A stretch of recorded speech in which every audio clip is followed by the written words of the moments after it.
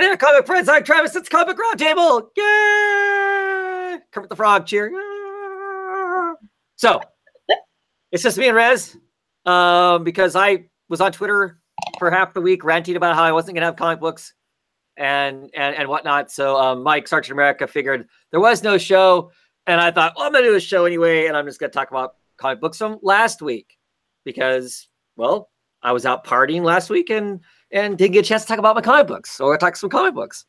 And Rez, as always, graciously is going to talk comics with me. Yay.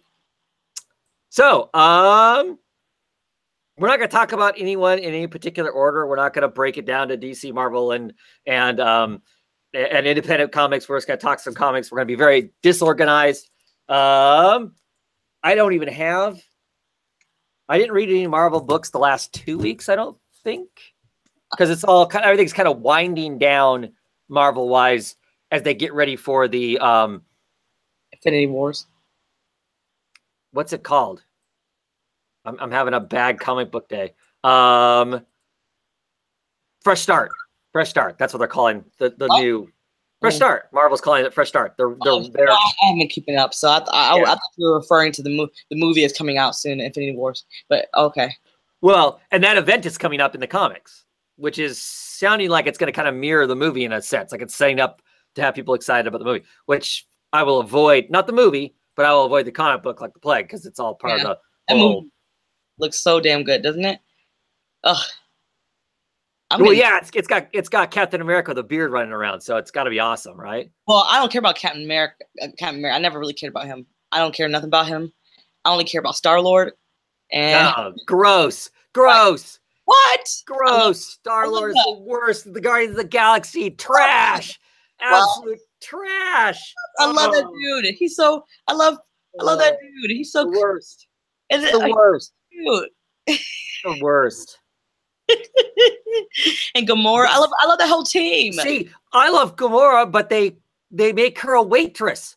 And in the first movie, at the end of the movie, she's literally standing there in a little mini skirt outfit, like she's the stewardess of an airline. Horrible use of the character. Boo, Guardians of the Galaxy. But as the thumbs down start coming on this video like crazy, because I know everybody else loves Guardians of the Galaxy. It's the best movie, blah, blah, blah. I love it. I love Guardians of the Galaxy. No. I cannot wait. I just want to see, just because they have Black Panther in there, and then, I told you, we were talking about it. I was like, Star-Lord, Black Panther. Black Panther's cool. All the Black Panther crew, that's awesome. I'm excited about that. I love Tony. Zero excitement over the Guardian Galaxy part. I'm like a huge Tony Stark fan, so anything when Tony Stark, I'm like, I love you, Iron Man. That I'm okay with, but the Guardians of the Galaxy people need to stay out in space. And they can actually leave Captain America out of anything. No, no. You kidding? Yeah. The beard, I'm not kidding. He's an absolute stud now. I'm gonna tell you this. Listen, and this is coming from somebody who actually reads. I've read U.S. Agent. I was reading like a lot because my Sincere, he reads a lot of that stuff. Like he picks up a lot of back issues and stuff. Boring. I'm like, I have to read this again. Why are you making me read this? Like, why? Well, don't get me wrong. Comic book wise, Captain America is always one of those characters I've never had much of an interest in. Yeah. I like him in the movies though. I like the character in the movies. I can truly say that in the movies, the depiction of his character in the movies very interesting. Yeah, I like him in movies, but in comics, very boring. Yeah, Winter Soldier might actually be my favorite Marvel movie. Okay. And I see our viewers are dropping like flies. We had a few, and now they're like, oh Jesus, what are they talking about? Get out of here. Anyway, so I don't know what's really going on. Continue to go on Marvel wise. Oh, Fantastic Four. They're finally putting out a Fantastic Four book again, coming in August. Dan Slott is writing it, and what about that? And a woman is doing the art. The woman who helped design and did the art on the original Miles Morales run. I can't remember her name. Starts with a P. Her last name starts with a P. And now that I've said that, all that comes to mind is Ponticelli from Roberto Ponticelli. And I know that's not the case. Am I excited about that? I don't know. I have mixed feelings. I'm excited for Fantastic Four to be back. That book should have never went away in the first place. It's just one of those books that just should always be around. I mean, it's the first super group kind of a book. So, now see, I've read some of Dan Slott's Silver Surfer, and it was a lot of fun. I don't want to read any Dan Slott Spider-Man, so I don't know. I don't know how I feel. I will probably try a few issues. Maybe. Unless Marvel does their first issue is going to be $7 kind of thing, and then maybe I won't. Mm-hmm. I don't know. But that's the only comic book news out of Marvel. They didn't do a lot of announcing. They just have not really done a whole lot. There was just a con last weekend, and I didn't hear much about stuff from them. Whereas DC announced all their Justice League titles officially, and kind of got a sense of who's going to be on them. So there's 3 Justice League teams, 3 Justice League books. The main Justice League book, I believe, is still going to be twice a month. Kind of bummed about that. I'll probably pick it up for a while. That's the Scott Snyder written one. Trying to think who's all on art. The guy who originally did the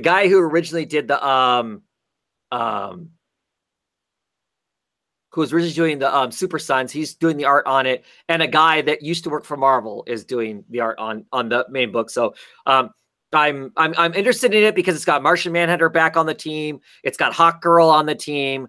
The only thing they can make the team really good is if they have like John Stewart Green Lantern on the team, and then it's going to be awesome. There's Justice League Odyssey. Justice League Odyssey is going to be in space. It has Cyborg on the team. It has Starfire on the team. It has who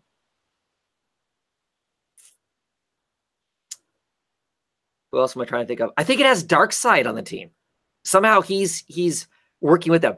But in that comic book, I have to get it because they are flying around in space in a hollowed out version of one of the Brainiac brains. With flames painted on the side of it. So I have no idea. That just sounds like lots of fun. And then there's the Justice League Dark book, which I'm excited about because it's headed by Wonder Woman. The only thing that irritates me is they have John Constantine on the on the team, and I don't like when they write a dynamic between him and Zatanna. I'm not interested in that. I don't know. I'm kind of tired of that, so I don't particularly want that. But I will get that book because I love the mystic heroes of the DC universe. So I'm excited about those that were announced last week. So, and I know you won't be getting any of them because they're superheroes, and so you're like, yeah, whatever. I like some soups. Yeah. Not all. Not all soups are created equal. That's probably true. So yeah. So let's talk some comics. What do you want to talk about? I think my favorite book was like my first book, and that was I happened to read it early this week, was Evolution. Oh yes. Yeah. Issue 5. Yes, this book is it's so good. Yeah. It's so good. And you know what? Actually, I would say what happened. I read this book, and the first thing I did was I looked at the page count, and I was like, oh wow, it's actually not as girthy, as big as it was the first issue.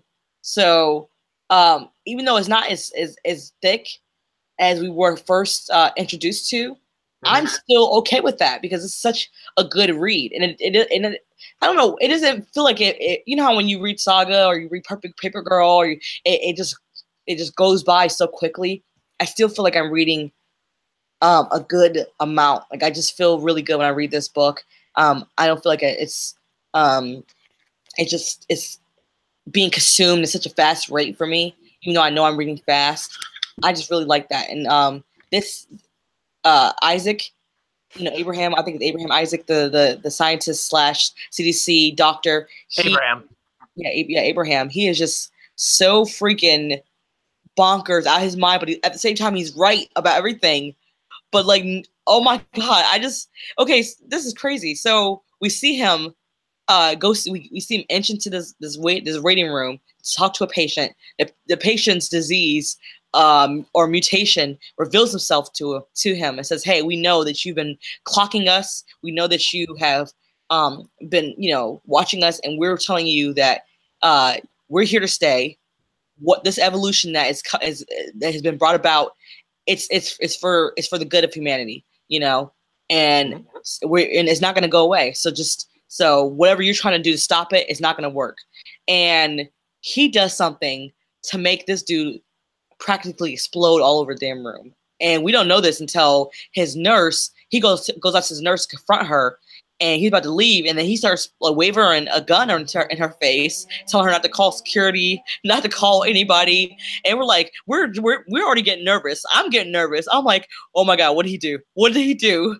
Like, did he just kill an innocent man? Right, because we don't know at this point. We're not 100% sure how much is reality and how much is like him just being like a schizophrenic or something, where he's some sort of paranoid that he thinks that these things are mutating or whatever. Yeah, exactly. So we're just like, I'm literally freaking out. Like, seriously, I'm reading this like, what's happening next? Like, did he just kill someone? And then we get to the next panel, and he's like, look, I know you have something to do with this. Did you see anything weird with these patients? She's like, nothing's wrong with these patients. These patients are perfectly in tip-top shape. They're perfectly fine. What is wrong with you? And then he's like, I'm about to show you something. And then when we actually go into that room, and we see that dude is splattered everywhere, weirdness galore. Right. He's completely evolved, or whatever the hell you want to call it, right? There's no way that he's lying. And now we know he is completely legit. Yes. He's not insane or unsane. He is there. He is like, this dude is evolved. And we all need to be listening to him. Yeah. Well, like when he's like listening to his lungs, and it eats his stethoscope. The back opens up, and it actually swallows half his stethoscope. And the side of his face has got this extra like mouth popping off on it and whatnot. And I'm just thinking, this whole time this is happening, I'm thinking, oh, the doctor's just completely losing his mind. That's what I thought too. Yeah, he's completely tripping. He's on no sleep, extra caffeine. God knows what he shot up with to keep himself going. He's completely tripping. I thought so too. I thought he was going nuts, right? I thought it was going. See, that's why I thought. I was like, "There's no way this is happening," but it was happening. He was just completely calm throughout, which makes you realize that this dude, like I said, is highly evolved. He's there. He's like, so we need to have Isaac on our team. We need to have Abraham. Yeah. Abraham. We need to have Abraham on our team. We need to have him on our team, because he's right. He's a dude. He's a dude. Yeah. But that nurse, I'm waiting for her to scream bloody murder, because right. What would you say if you saw that? Like me, I know in real life, I'd be like, the fuck? Yeah, exactly. Because he's just like exploded all over the place. There's way too much flesh there and stuff for it to be like one person or whatever. Yeah. I mean, it'd be like, oh, I don't know. Yeah, how do you even begin to? And clearly he didn't do no Muffin Back Blue. He didn't take no gun. He didn't take no gun out there and start blowing. Right. We didn't hear no gun go off, so we already know that this clearly some other kind of mutation. Awry. So right. So yeah, I mean, and then when you said about the fact that it doesn't read really fast, I enjoy the hell out of out of Paper Girls and those sorts of, but those books are just so easy and quick. You're done. Yeah. Whereas this, same amount of pages, but there's so much more going on, because you have these 4 stories working through here. And there's a lot going on in it and whatnot. And so I really enjoy the fact there's that much more to kind of read and absorb, what's really happening in the moving pieces, because we still have the whole, girl that inherited the movie theater and all that stuff. That story, to be honest, not really. It's not the most lively story that we have, even though it's interesting. It's just not the most. Oh, I really like that, because to me, the rest of them, crazy stuff's going on in. I mean, like really bonkers. So that one's so quiet in comparison. I'm like, when's it gonna explode? You know, I mean, because That's what I'm waiting for. clearly the nun, you know, the nun, she's trying to scissor off the tentacles that are popping out of her shoulder, and they're getting ready to walk down into a town that German guy came from, and the whole town looks like it's Dead. the whole town looks like it's been overrun by, you know, the mutated monster things and whatnot. And then there's the people that have the boxes on their head that look like priests of some sort. Yeah. And they're hurting some of the Illuminati. Yeah, like the cultist stuff around and whatnot. That whole aspect of it is just really. Yeah, they had a woman. They had cut her head off, like clear off her body, and was dragging her. Like, oh, she won't be a problem anymore. Well, clearly, clearly she won't. But yeah. Well, I'm saying, like, the reason why for me is not that as intriguing as a story as the other ones is because, you know, we keep having her have a run-in with this guy, but I don't see her value to him. She's like, okay, she's in mountains and mounds of debt due to her parents, trying to pay it off. He wants to give her some money. Well, what her value is, I think he's got a sentimental attachment to her because he had a sentimental attachment to her parents. Yes, but the thing is, I'm trying to figure out what exactly, besides what he told her, did those parents procure for him, besides just films. I feel like there's something that is not being told. There's much more nefarious, you know, things afoot and afloat. Yeah, could be. To me, that's what makes for me her part of her story interesting. Yeah. Despite all the exciting stuff that's happening in the other parts, I think that part's really interesting because it is the quiet. It's the part where I need to know. That's what I'm just saying. I need to know. Okay, you're just impatient. Yes, I need to know everything. but I really, I mean, I really dig it. It's a lot of fun and always excited when it's in my pile. I know I'm gonna get this gorgeous art, wonderfully colored stuff. You know, so I would love to have that like as a big like piece on my wall. That would be like freaking awesome. Ew. Yeah. There's nothing in there that isn't like absolutely gross though. So that piece right there where he splattered all the wall. Scare my kids when they come in. Yeah, great. Up here. Like, look at this. You see this? You know, the poor kid's damaged, that's for sure. Man. Like this monster is gonna get you. Yes. Mommy's got the monsters. I know, right? Yeah. I'm gonna quickly talk a superhero book. I know you're not reading, but the latest issue of Batman, issue 43. It's the second part to the Poison Ivy story. Continues to have the gorgeous Janin art in it. They talk Ivy off a cliff basically by using Harley Quinn. Her friendship with Harley kind of walks her back off the cliff that she was basically going over, of taking over the world and trying to run everything. We find out that the people that she thought that she had killed that kind of drove her over the edge, she didn't actually kill. You know, they're working to try and get her some actual help. So yes, she took over the world, but they treat her as a neutral person. They don't treat her as being a villain, but just somebody who made a mistake and that sort of stuff. So they're going to get her some psychological help. So it sets the character up to not go back to being just a complete and evil, you know, villain, but give room, I feel like, for them to use the character in how she's been used here recently, the more modern comics, where she plays kind of a anti-hero or at least a neutral party, as opposed to just being completely villainous. So I continue to pretty much enjoy the Batman Catwoman storylines and books that are going on and stuff and whatnot. So it needs to be some fun stuff. What else do you want to talk about? Let's see. I say my second favorite of this week was Kill or Be Killed. Kill or Be Killed. Yeah. Issue number 17. So after this issue, we have 3 issues left and the book is done. and clearly someone's not happy. No, I'm not. I mean, I think the clear common, what we can all assume is that with the movie that's pending, you know, that's in the process, that they want to have it finished up so they have a finished product before the movie hits, is my guess. And because they had to kind of cook the ending, maybe they're tired of doing it and want to go on to something else. I don't know. To me, it just feels like I love the book. I love this issue. Another excellent, great issue. How do they settle the stuff that it feels like? I mean, granted, it's a story, and people's lives are stories, and you don't get all the answers. I mean, I totally get that. That's how the world works, and I'm perfectly okay with that. It just feels to me like there's too many moving parts that we would want to know what's going on, right? Yeah. So what did you think of this issue?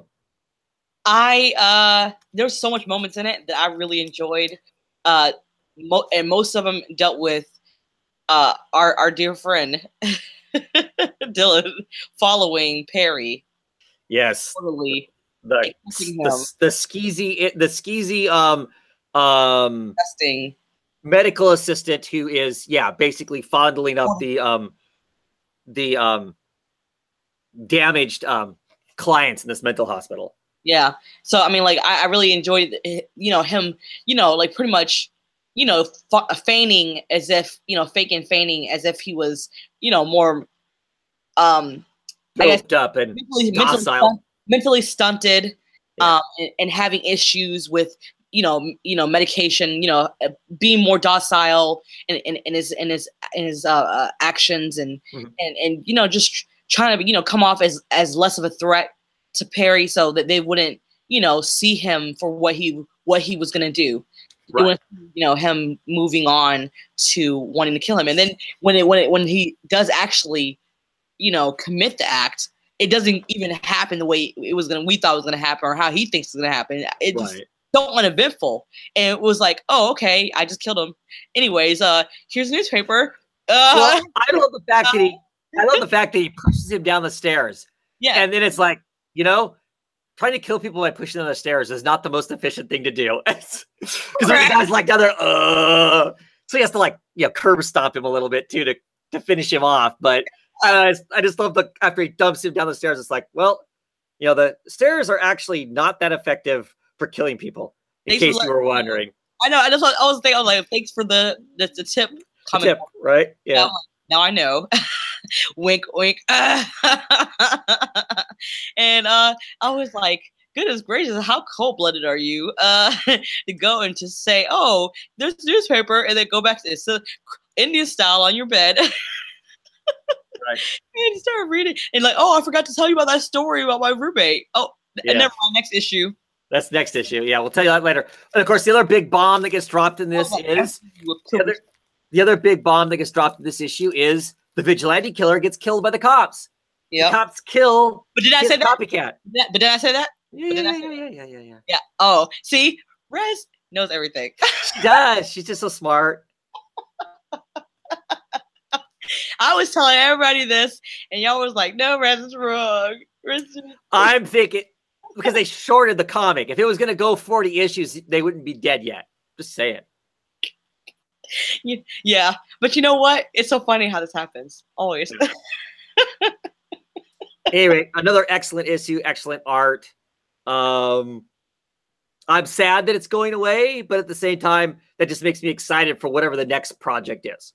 What's the next thing they're going to do? So, yeah.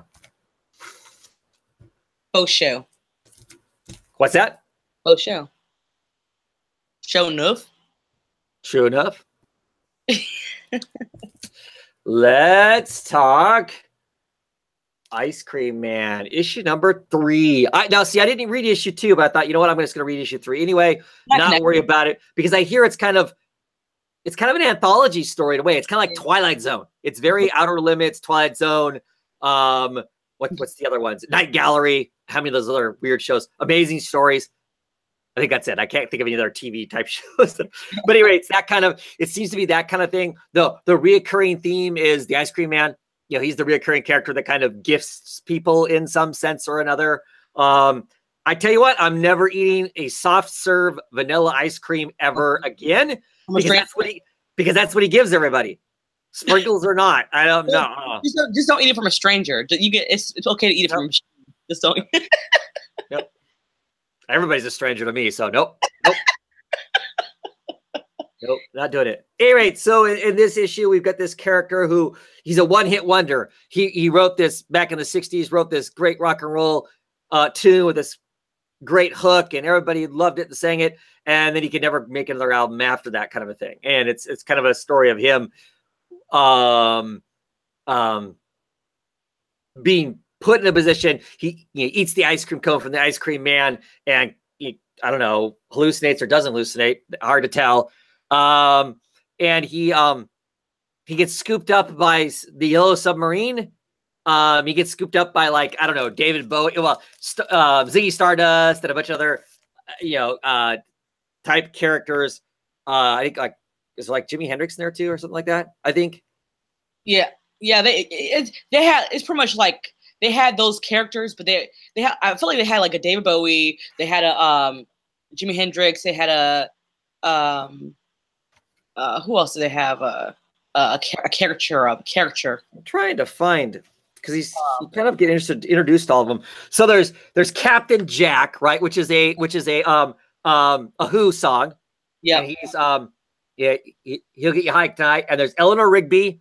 Yeah, keeps her face in a jar, and literally the character, her face is peeled off. It's blood and flesh, and her face is floating in a jar. Back there is Ziggy, and it just has swearing under his name. And then it has Rocky Raccoon, which of course is another Beatles reference, and then Major Tom, which is of course another Bowie reference. And of course, Major Tom is in a spacesuit. Mm-hmm. So, and he's the music man or something like that, the maestro, and he's supposed to. Oh, Ruby Tuesday, that's the other person. Rolling Stones, Ruby Tuesday. Yeah. So he's supposed to. He's the hit maker, and he's supposed to sing this song. They're being attacked. They're fighting these, I don't know, splashes of color that are attacking them and killing them and whatnot. And he's been given this guitar, and he's got to rock all the time to stop the ice cream men from attacking them all. It's just kind of kooky, and I think it's a lot of fun. And then he wakes up like it was all just a bad dream. Yeah. I feel like this honestly, I feel like this is the weakest issue, which why I didn't say it was my favorite. It was the weakest one thus far, because nothing severely severe happened to the main character, which was crazy because the first two issues ended with horror comics, like horrible death.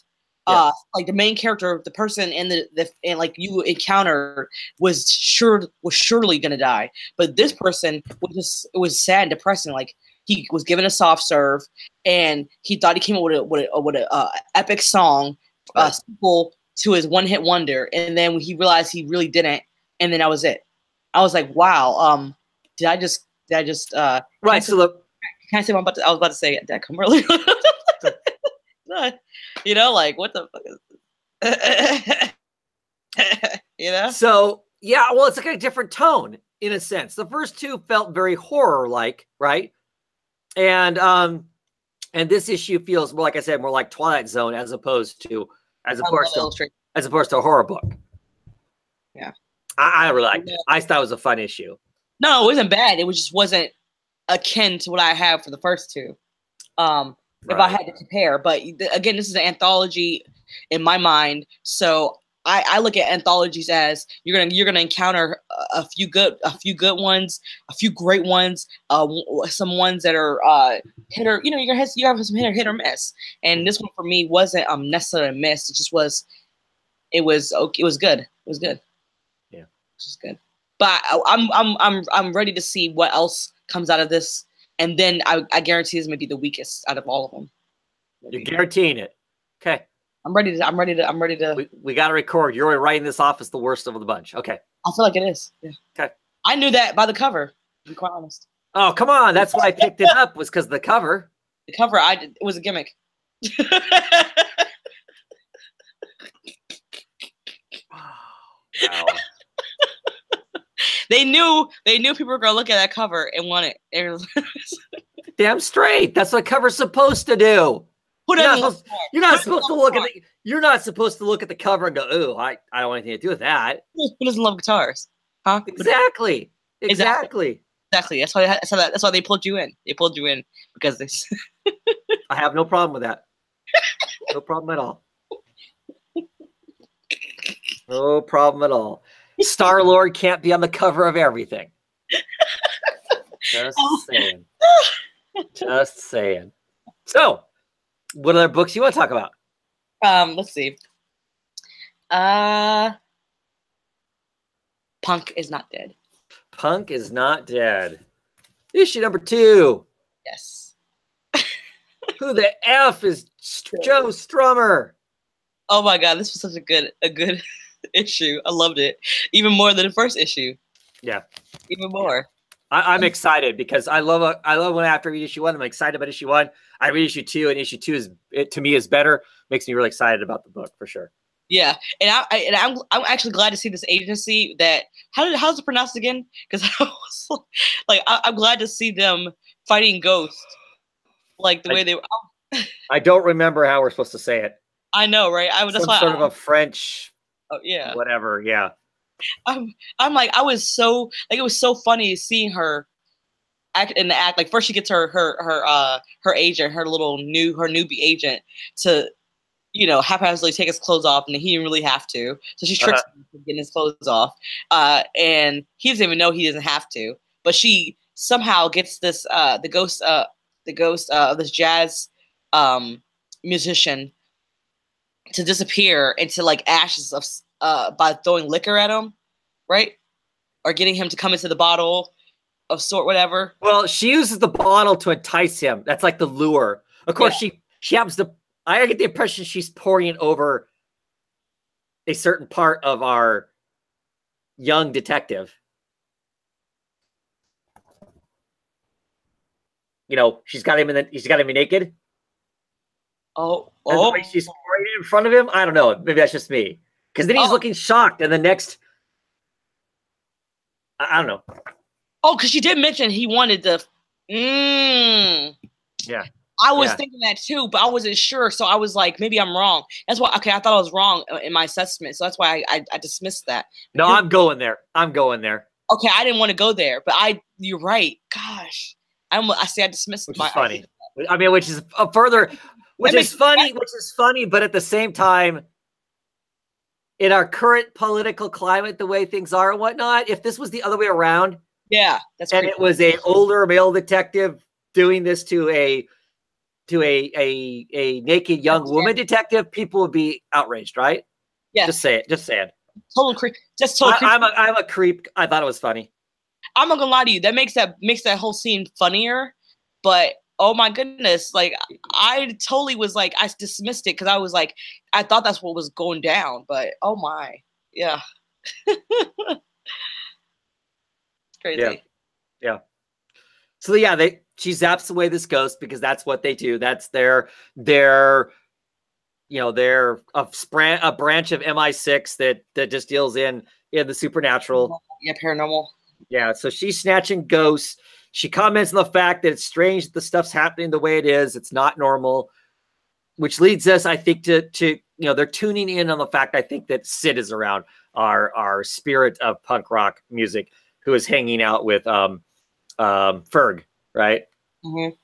Who is in trouble because, of course, he beat up the school bully without touching the school bully, and he's the one that's in trouble. His mom does stand up for him. It's kind of nice in that sense. He has this wild dream at the beginning of the issue that he's having wild sex with the girl he likes at school on the dining on a table in the middle of a diner, and it seems to be that the girl has that same kind of weird dream. So is he affecting people's dream? Is Sid doing it? Lots of questions around that sort of stuff and whatnot. I just love how gorgeous the book looks. Martin does such a great job of the color and the design of the book and stuff. So I'm still really having fun with it. But then I love punk rock sorts of stuff. I love supernatural stuff. So you kind of commingle the two together for me, and I'm pretty tickled. So yeah. Anything else you want to say about Punk's Not Dead? I liked when Sid had agitated him to the point where it invoked this kind of, what is it? This kind of spirit of some kind of sorts inside of him, right? Right. Mm-hmm. And it just summoned several people globally. So I think there's gonna be a lot of people coming after him. Right. And also, this woman, the same woman who's the head of this agency who hunts down paranormals, she's gonna soon be after, because she knows that Sid at one point haunted Heathrow airport. So she knows that when she discovers that he doesn't no longer occupy that airport, I think she's gonna find out where he's attached himself to, and we're gonna have a chase, coming about, and I'm pretty excited about that. So it's gonna be very, yeah, for sure. Definitely looking forward to it and whatnot. Let's see. Cave Carson has a cybernetic eye. Issue number 1. So we've gone from, I'm sorry. Cave Carson has an interstellar eye. Yeah, interstellar. Right, because now he's basically dimension hopping. They've continued on with the dimension hopping thing that happened towards the end of the other run of the book. I love this cover. I love the colors of it. So it kind of takes off from where it was. They kind of they've changed sidekicks. It's Cave and Chloe, his daughter Chloe, and now they have the dentist friend from another dimension is hanging out with them now. And they've hopping around in pocket dimensions, and they've gone to meet this rock and roll star guy who is growing bigger and bigger by the moment. You find out he's an alien, and he's going to kind of explode at some point. And so he wants Cave Carson to do a send off for him, kind of a thing. I love the art. Michael Omen's art is just interesting and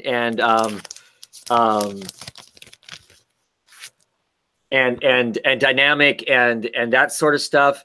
I don't know what I thought of the story though. I don't know how what's actually going in the comic. I was engrossed in. Did you know what I mean?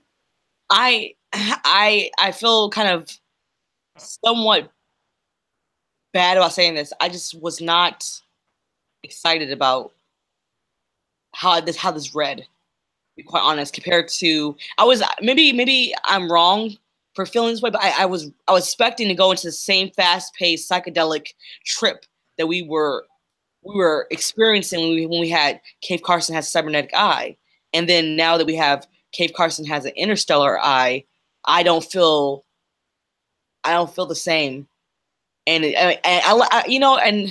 I don't know. It just and this one character that's somewhat Prince-like. I wanted to like him. Right, the rock star. He didn't last long enough for me to really care about him. Before he imploded. There's this one guy who's the sidekick doctor guy. I don't really care about him either. I'm like, who the fuck is he? Right. Mad Dog. I don't know. I felt more invested in Mad Dog, which is silly because Mad Dog's kind of a joke of a character anyway. Exactly. Just blowing shit up, but he was more interesting. Way more interesting. Right. I just don't want that. I don't know who this dude is, and I'm really wanting Mad Dog back. And I'm like, yeah. I mean, they picked him up in the last run. Towards the end, they picked him up. He was like a family friend that had died a long time ago, and in one of the dimensions, he hadn't died yet, and they just kind of hung on to him. So I don't know why he doesn't add anything to the book. Exactly. And I'm just like, okay, dude. That's just how I feel about it. I'm like, and Chloe, I feel like she just kind of, she's going through a very rebellious phase at this moment, and I'm okay. And it's to me less so. She's kind of, whereas the first, she's going through cybernetic eye. She was kind of at odds with Dad, at odds with the whole idea of being part of the family thing and whatnot. Yeah. That's all kind of given away. Now she's just rolling with it. Okay, maybe that's what it is. Maybe that's what maybe she's coming into her own conflict. Maybe she's coming into her own more, and it's just the attitude is just something that's just her. That's what it is. But I love seeing that she's kind of, you know, that she's more open with her feelings about her mom, missing her mom, because I think that was something that we're missing in Cybernetic Eye. But I still feel like this is not the same. I feel like a lot of these books are not, the titles are not the same since maybe Milk Wars started coming along. Maybe even before that. It's a big break. Because a lot of these books have been done for months before Milk Wars hit. Yeah, that's what I was saying. Waiting for Doom Patrol to catch up, I guess, or whatever. That's why I kind of dragged on when I said Milk Wars. I think it's before that, because I'm feeling like something is missing, and it's just not. They're not reading the same. I don't feel the same flavor. I don't feel the same excitement. I just don't feel like these are really, really good books anymore. And I want to keep reading because they are technically the only DC books that I still read, but I don't know. Well, I liked Eternity Girl. I thought it was really good. I know you haven't read it yet. It came out 2 weeks. I'll read it to get off. Yeah, it read 2 weeks ago. The Cave Carson. I love the way it looks. I don't know that I'm entertained by the story wise and whatnot. Of course, this week, Mother Panic AD came out. I have not read it yet. I don't know if you have. But I haven't read it yet, so I don't know exactly what it's like yet. I'm excited for that book just because having talked with people about it, you know, in the last month or so that are working on it. So I'm interested in it as far as that goes. So yeah, we'll see. It does, you know, to some degree, because these all tied into the Milk Wars thing, and that it feels like was hung up to some degree because of Doom Patrol, which is taking forever to come out, and I'm assuming that's all Way's fault. Because if it was the artist's fault, he wouldn't be doing covers, because he's doing covers now. So I'm assuming he's waiting for scripts. So, which is a bummer, because I love the Doom Patrol book, but it needs to come out with some level of consistency. But I enjoyed these books enough. I'm going to give them a longer leash too. Oh yeah, same here. I'm gonna give him a leeway, you know, but still a little kind of, you know. Right. Yeah. Let's see. Any other books you want to talk about? Nope. That's it for me. I'm gonna continue to be not a hater, but so Brave and the Bold, Batman and Wonder Woman issue number 2. The art looks great. The book bores me to death. About 4 pages in, I'm just struggling to finish reading the thing. Which bums me out. I wanted it to be more enjoyable for me. I hear other people are enjoying it. That's awesome. It's not capturing anything for me. Like I said, I love Lehman Sharp's artwork.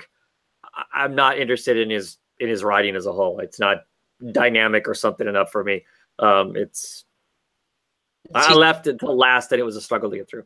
Is it stiff writing or something? It's not even stiff. I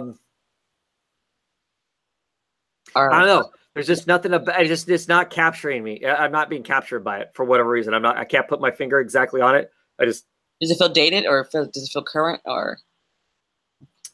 Well, it feels dated. It feels dated to some degree because he's writing about Irish folklore, so he uses some of that language and whatnot. So it has, so parts of it feel that whatnot. To me, it feels rather simple too. I mean, not that I need all of my comics to be complex, but an ancient, fairy person was murdered, and now they have to figure out a murder, and that's where Batman comes in to be the detective, or whatever. I don't know. It feels slow and plodding to me for issue number 2. But so yeah, not terribly excited by that.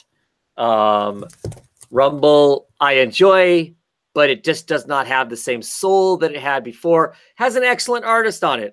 Dave Rabin. I think we all love Dave Rabin's work. But it just doesn't have the same soul that the book had when James Herring was doing it the first time around. I don't know. I just feel less invested in all of these characters and what's going on with them. And it's the same characters dealing with the same stuff. but I just feel a lot less invested in it now. So boo hiss for that. Drop off of that because something about it. And, you know, I'm all about Dave Rubin. Like I loved Ether. Like it was just, it was so magical. Like it was Matt Kent. I'm gonna jump on anything Matt Kent is. I mean, so I'm kind of really disappointed in myself, honestly, that I didn't jump on Department H. And every time I wanted to jump on it, I feel like I was, if I jumped on it midway, I was gonna miss out on something. That because it just seemed like it wasn't one of those kind of things that you want to jump in the midst of. Even though I did do that. Well, yeah, because it's a murder mystery, and you feel like you've missed some of the clues along the way. Yeah, right? No, I've done that already with quite a few stories, like Paper Girl. I jumped in in midway, and I went back later on, and then I said, you know, I'll go ahead and brush up on some of these issues and see what I missed out. But yeah, that was one thing I was like, I didn't want to do that with Matt Kent. I wanted to go ahead and so one of these days I'm going to collect that in a hardcover, and then just kind of I'm gonna have to do it that way. But yeah, I don't know, Rumble just doesn't. I'm not feeling it.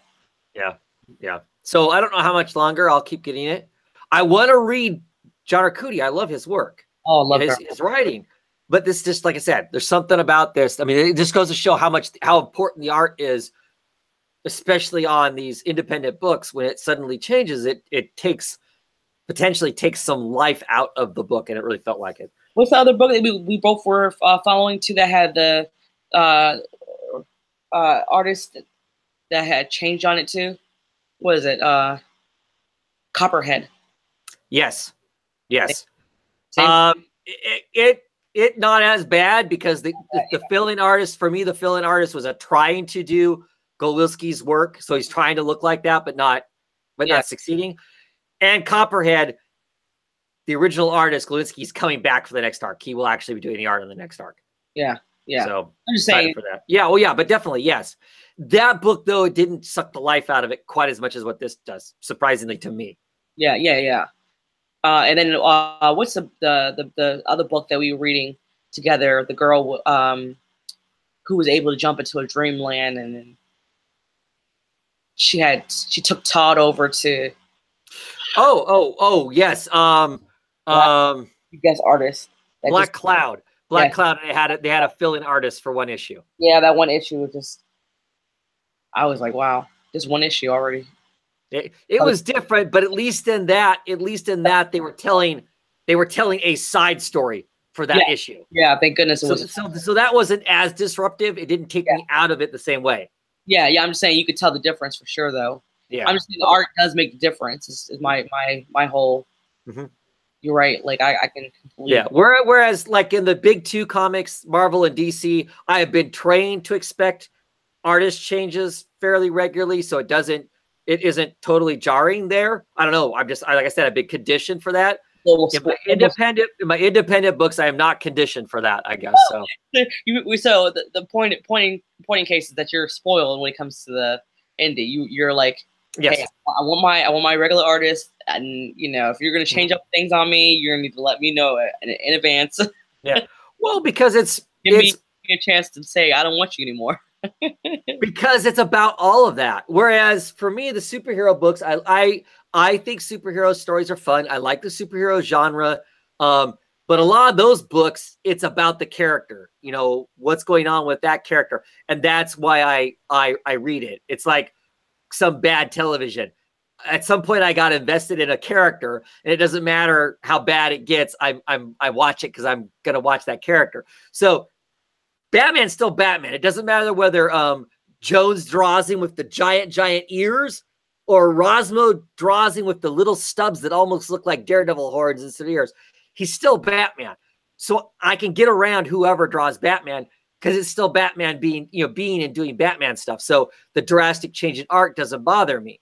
Whereas, these independent books, the artists that were on the book initially that design it and have been living and breathing that character onto the page, they are that character. So that's who that character is.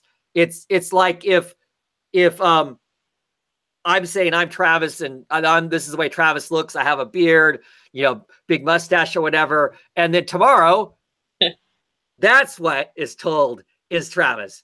That Travis is a you know, a wonderful African American woman instead.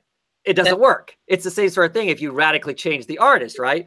That's to me that throws it out, because it's not what you bought initially. So just to me, they better keep on buying.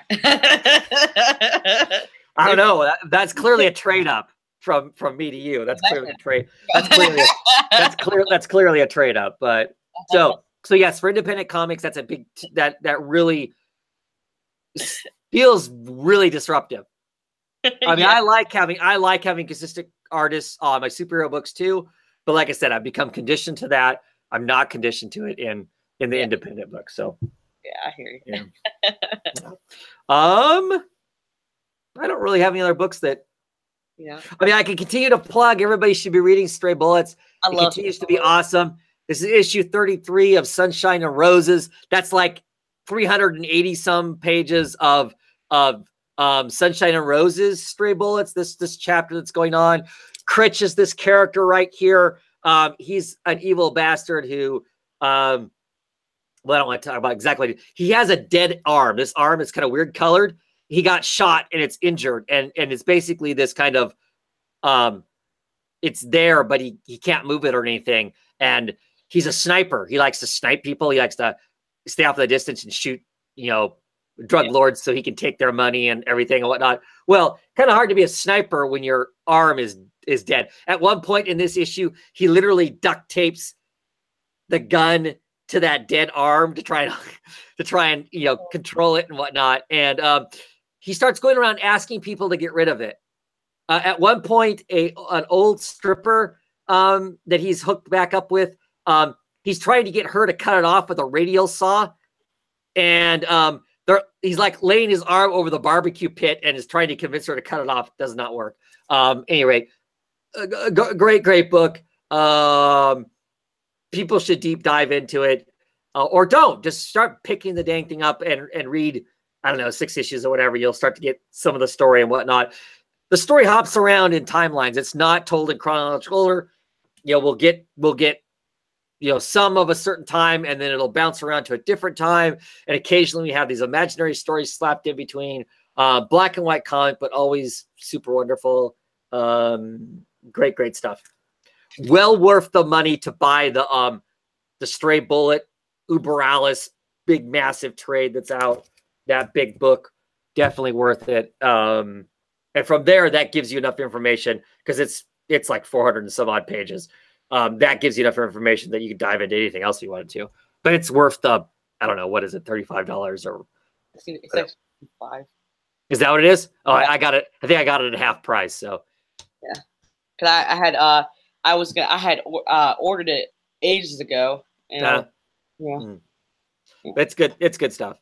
Or the trades. I mean, there are lots of trades out there and whatnot of it. I just really think it's a smart comic, a very, very smart comic that not enough people talk about, kind of thing. The way it's written, the style of the story structure, it's super smart. There's a reason that it won an Eisner way back when the original run was running, when it was self-published by David Lapham and his wife. And they basically do the whole thing themselves now. I mean, they use Image as more of their, because it's got a higher profile, but it really is all them doing the entire thing. And there's like I said, there's a reason it won an Eisner then, and it's every bit as good now as it was then. Amazingly. And we're talking probably 700 or 800 pages worth of comics, and it's just as strong as it ever was. But it's one of those books that once you start reading it and you get into the characters, despite how screwed up they are, you get invested in them and you can read a long time just because of how, the stuff these people get themselves into is just ridiculous, but fun. Yeah. But, anything else? Anything else we want to talk about? Anything else comic book wise or the like? Jessica Jones, I am now 3 episodes into. I like it. It may not be as intensely gripping as the first season was, but I like her. I like the secondary characters. I like the guy that lives next door that helps out. I like Patsy. Yeah. I finally found out what's happening with the lawyer, what her problem is, because I was curious about that. you know, what her issue was that she found for the doctor. So I know that. I don't know what's going on past that, but so I'm digging that. I mean, yeah. I've been watching it. Like I said, I slowed down on it. I didn't know where you were at, and I didn't want it to be. I wanted to, you know, kind of slow my pace, and then also I've been watching other things in between. Right. It's so much stuff coming out on Netflix, like so much stuff. Like they've been hitting us with so much movies. I'm like, what is this? Okay, click, and then I'm like, I get behind. So I literally started. I anticipated on binging Jessica Jones, but I'm kind of glad I didn't binge it because I would have been like, you know, what if I, you know, right, watched it and then yeah. Netflix is kind of evil that way. I just keep putting stuff on my playlist. I don't want to start anything because then I'll have 100 things started. I'll never finish any of them. But yeah. So a little slow for me because I have to be able to watch it when there's 4 other people in the house that want to, like 3 other people in the house that want to watch it at the same time. So it makes it a little harder, but we'll slowly get through it. Yeah, we same here. We watch it whenever we eat. So yeah, about a episode to half an episode a meal. I'm still really digging Black Lightning. It's been a lot of fun. That's a fun show. Yeah, I haven't really been watching any of the other superhero shows. So yeah, same here. Alrighty, well, we're gonna call it an early night, and hopefully, I'll be back next week with current books. Yes. I don't know if I'll talk about the books that should have came out this week. I'm sure I will because there's like Saga in there and what else? There's some other big books that Mother Panic. What else? I don't know. I always feel like Paper Girls and Saga's always close by. Yeah. I don't remember what else. But anyway, but hopefully they'll figure out my comic situation, get it squared away. We've all sent them hate mail. I think all of us who have gotten our books screwed up. I wasn't the only one. There are lots of other comic book YouTubers that use this kind of comic service that their books were messed up or sent through the wrong shipping, so they're getting them late that way. I should have mine on Monday, I think, but Wowzers. But still, stinks. Late lately. Yep. It's been kind of a mess. Hopefully they'll get it squared away. I'm just going to keep harassing them until I do. I'm just going to have to take a trip to Memphis and do it for them. Get it straight. That's right. Stick it to them. Yeah. At any rate, everyone who watched, have a good evening. Thank you for watching. Everybody watches this after the fact, always appreciated. And leave some comments. What's going on? What did we miss? Clearly, because we're talking about old books. Feels weird to talk about old books. I know everybody keeps saying, hey, really, you talk about old books, then there not be a comic book roundtable, but it always feels weird to talk about books that are over a week old. I felt fine. Yeah? I mean, I don't feel weird at all. I don't feel like I'm right in the moment. I'm really? talking about it after. Yeah. Oh, okay.